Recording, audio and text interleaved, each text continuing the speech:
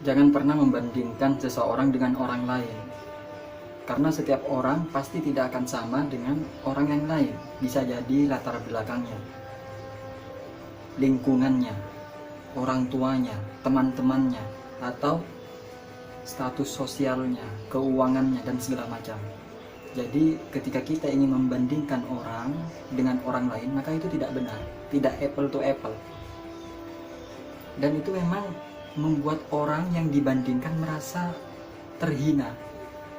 Seringkali ada orang tua punya anak nakal, tetangganya punya anak baik, lalu dibandingkan, anak, kamu itu kok nggak bisa seperti tetangga.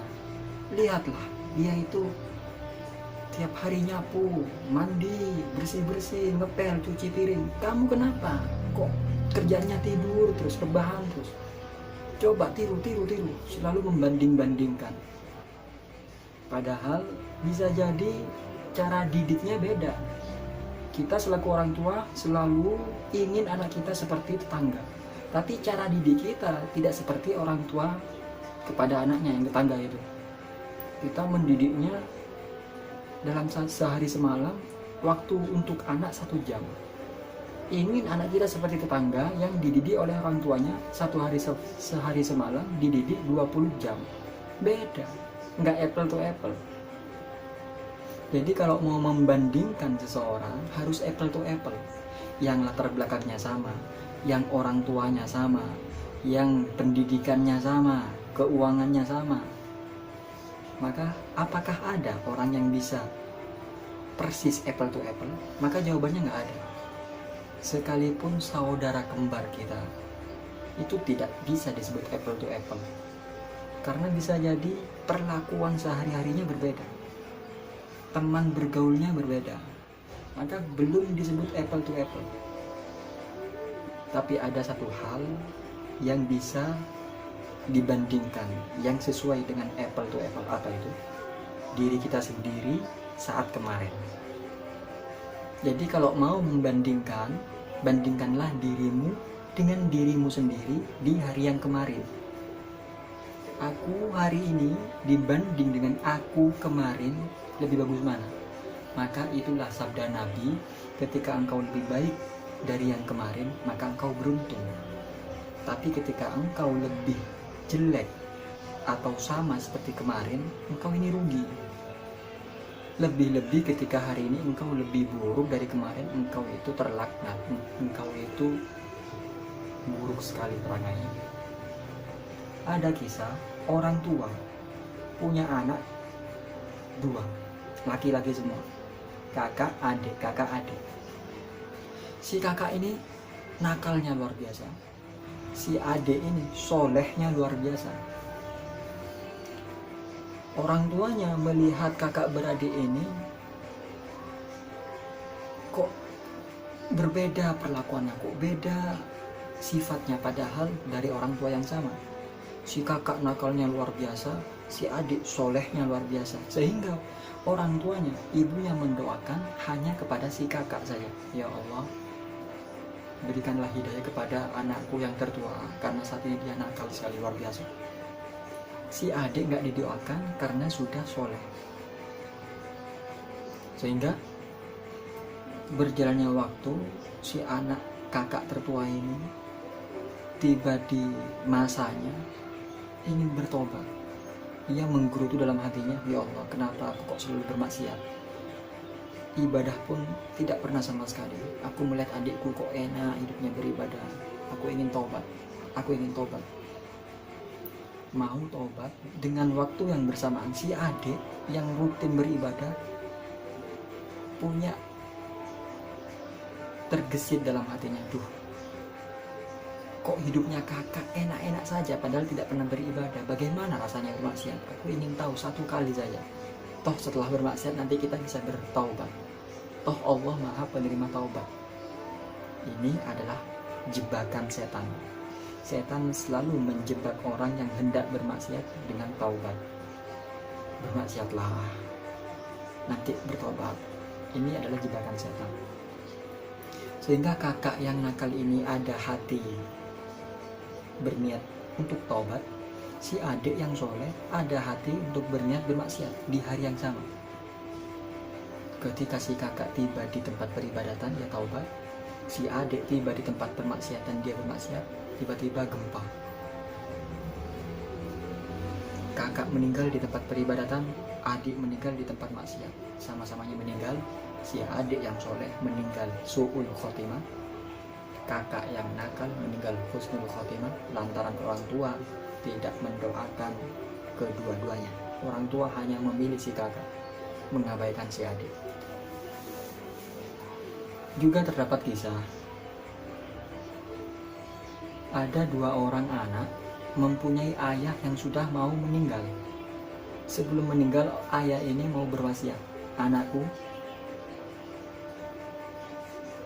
bukan berwasiat, tapi ayahnya ini sudah meninggal ayahnya. Ketika hidup, ayahnya ini hidupnya selalu bermaksiat, minum minuman keras, berjudi, menghambur-hamburkan uang, tidak beribadah, dan segala macam. Sehingga matinya mati mengenaskan. Memiliki 2 anak laki-laki. Berjalannya waktu, si 2 anak ini ternyata satu anak yang pertama nasibnya sama seperti si bapak. Ketika ditanya, anakku, kenapa engkau hidupnya seperti ini? Hidupnya foya-foya, berjudi, bermaksiat. Kenapa? Apa jawabannya si anak? Aku melihat bapakku melakukan seperti ini, maka aku meniru. Ketika melihat saudaranya, ternyata hidupnya sehat, sukses, bahagia hidupnya. Kaget. Wahai anakku, kenapa engkau berbeda dengan saudaramu? Bagaimana cara engkau melalui hidup ini? Siapa panutanmu? Aku melihat bapak. Bagaimana bisa saudaramu melihat bapakmu nasibnya seperti bapaknya? Tapi kenapa engkau yang juga melihat bapakmu tapi kok tidak memiliki nasib yang sama seperti saudaramu? Akhirnya si anak ini menjawab, aku melihat bapakku minum minuman keras sehingga dia jatuh sakit-sakitan. Aku melihat bapakku berjudi sehingga dia melarat. Maka aku dengan melihat pengalaman bapakku, aku tidak mau meniru keburukannya. Sehingga lihatlah aku, hidupku sehat karena aku tidak berminum minuman keras. Hidupku bahagia, tidak sengsara karena aku tidak berjudi. Jadi bagaimana pola pikir dalam masalah yang sama menghasilkan hasil yang berbeda. Figurnya sama, sosok ayah yang minum minuman keras, yang berjudi, memiliki 2 anak, sudut pandangnya yang berbeda, hasilnya juga berbeda. Ada juga kisah sebelum ayahnya ini meninggal berwasiat, anakku, ada 2 orang anakku sama-sama berwasiat, anakku, kedepannya engkau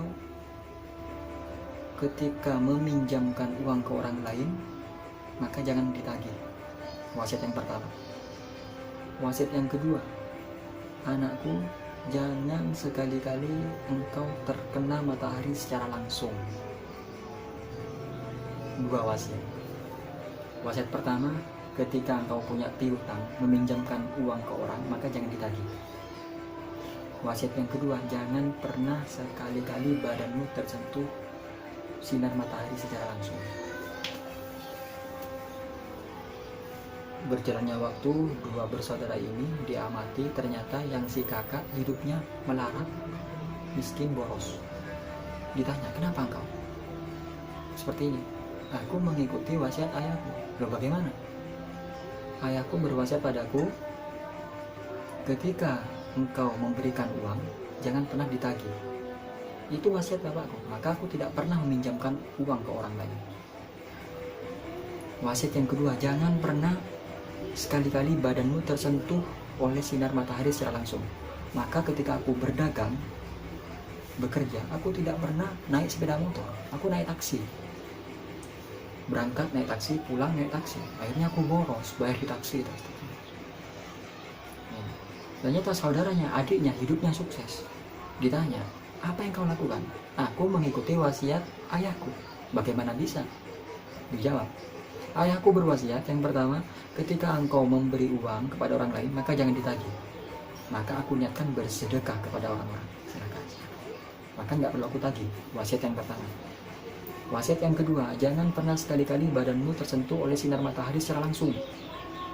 Sehingga aku terapkan, aku berangkat pagi-pagi sekali sebelum matahari terbit, lalu aku pulang petang-petang sekali setelah matahari terbenam. Sehingga kerjaku optimal. Akhirnya aku berjaya sekarang. Bagaimana? Wasiat yang sama, tapi pola pikir yang berbeda menghasilkan sesuatu yang berbeda juga. Maka pola pikir ternyata sangat mempengaruhi hasil yang kita capai nantinya.